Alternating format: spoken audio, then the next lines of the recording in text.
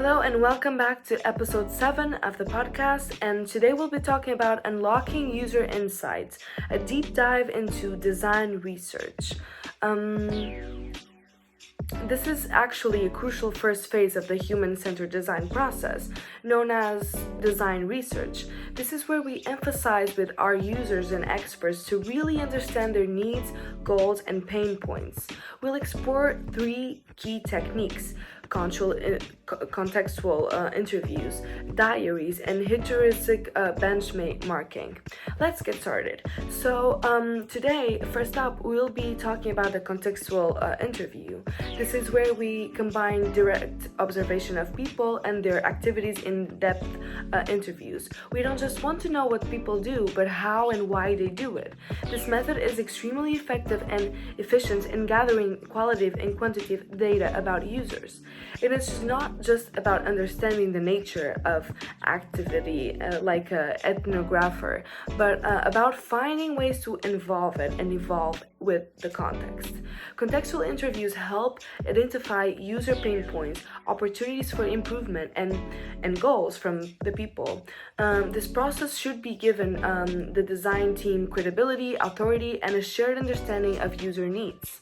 Remember, people can always articulate their needs or the potential of current technology.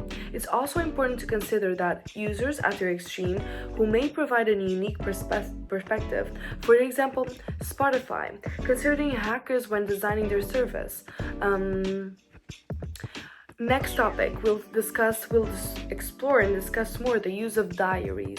Diaries are such a great way to complement the contextual interviews and delve further into user experience. They allow users to share their thoughts and experiments freely over time and in their own way and in their own time. Diaries can capture both recording and episodes and moments of everyday life. Participants use multimedia messaging apps like WhatsApp, Instagram to record their experience. They can use notes, voice recordings, videos, pictures with captions. As we all know, we're using one app right now, such as YouTube, to post this podcast. It's important to provide feedback to encourage the user to evolve conversation.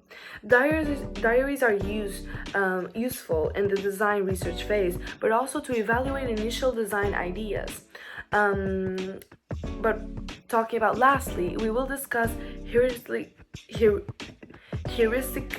benchmarking. It's a method used to learn from existing solutions to see what has already been worked and what hasn't.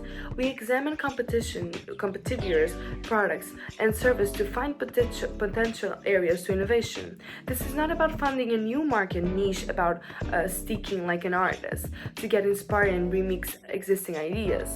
Sources for resources included the client's stakeholders and the design team.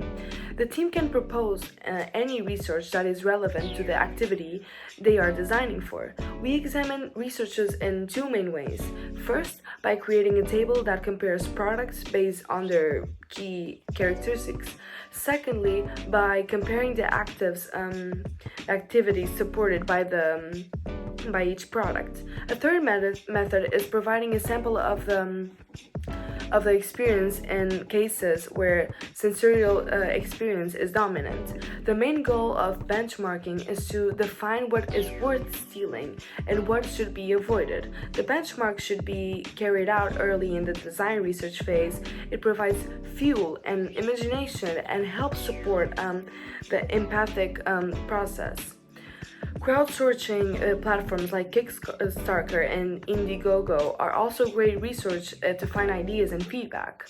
So, what's the output? The output is a heuristic benchmark and a selection of resources that have a positive and negative feedback. A good output is all of this in record of user pain points, perceived opportunities, and specific goals. This forms the basis of design decisions that can be tied back to research. This process must be done with a mindset of embracing ambiguity and looking for the right questions. Remembering that the goal is to define what we can create in a meaningful difference of and in the user's experience.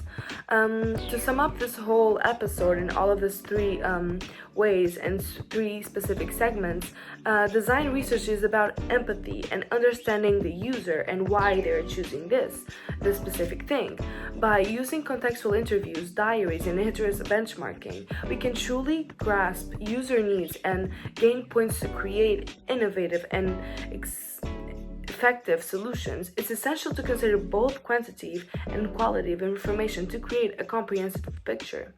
So that is all we have for today's episode. Thank you so much, and let's continue in the next episode to read and make this analysis to be better to explain this book that we're interviewing in this podcast. Thank you so much, and I'll see you in the next episode.